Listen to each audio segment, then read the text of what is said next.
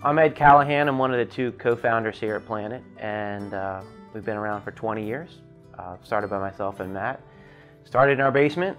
Pretty sort of telltale story. We're two young guys that knew each other in school. It's something that we always planned to do. Got together and said, let's start an agency one day, and it's pretty much grown from there.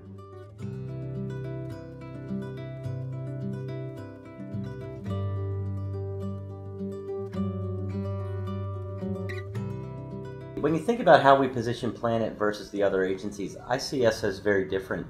The typical agency of years past has pretty much died away.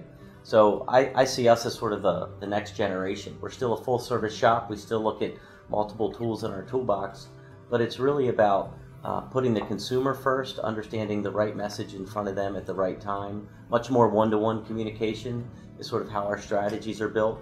And I think that's different than our competition here, who we have a lot of respect for, but also it puts us on a much larger playing field, more of a national and international platform. We're always asked to what makes us different, and we bring similar tools in the toolbox, but we're not afraid to scare our clients. We're not afraid to be respectfully disruptive, and I think whether it's whether it's on a local level, we care about Baltimore, we care about our local clients. But at the same time, we've now made a name for ourselves with Adweek recognizing us, fairly often. From a national standpoint, we're making a name for ourselves.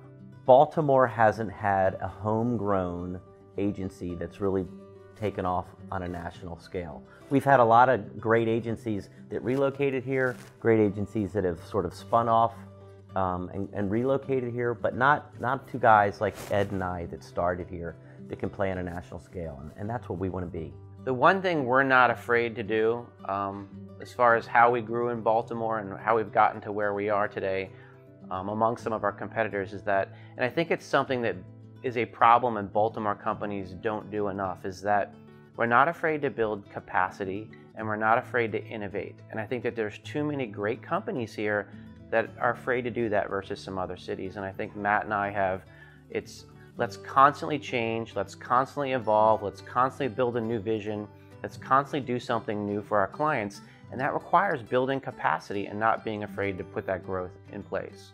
Growth is tricky because you don't want to lose who you are, and as we get 100 plus employees, it's certainly harder to maintain that.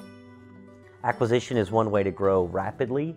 It's a great way to inject a new core competency into what you do. So we've certainly evaluated that and looked at a couple opportunities. It's just the challenge is when you bring in something new, how do you make sure that the culture fits? And to us, culture is king. And if it's not going to be a good culture fit, no matter how much it adds to the bottom line, it doesn't help grow the organization.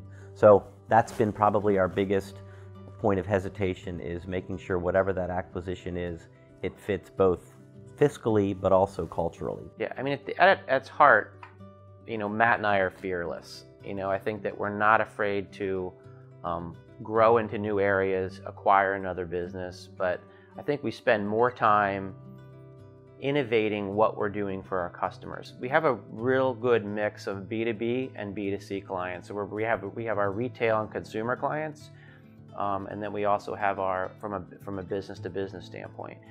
I think that we've let that guide us to date as far as those type of categories that we've been going into, and it's still very diverse. I mean, we have some of the categories that we, from a retail standpoint and from a housing and construction and building products and cosmetics and athletic apparel and hospitality companies. So we have these categories that we've done a significant amount of work in that sort of steer the ship.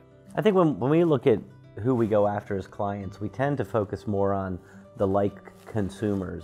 So, if we have a client that works in the hospitality space and their target audience is a certain demographic, how can we leverage our knowledge of that target audience and sell, hospitality or other retail products or something? So, purposefully, we try to keep it diverse.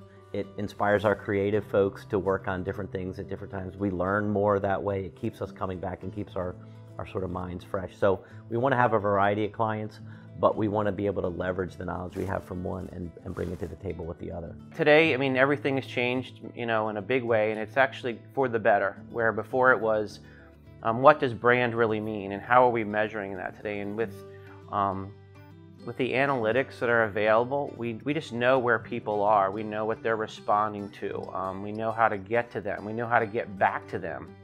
So what used to be, and the big idea is still extremely important, how we're really differentiating our client or their product and how we're driving them and creating that yellow brick road. But today we know how to get to them, and we know where they are and what to do with them.